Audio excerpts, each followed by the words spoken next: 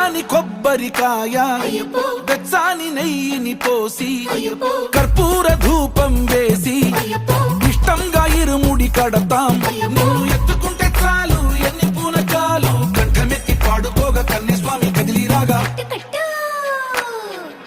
ఇరుముడి కట్టు కట్టు కట్టు కట్టు కట్టు ఇరుముడి కట్టు ఎక్కు ఎక్కు ఎక్కు ఎక్కు సారి మల్ల ఎక్కు.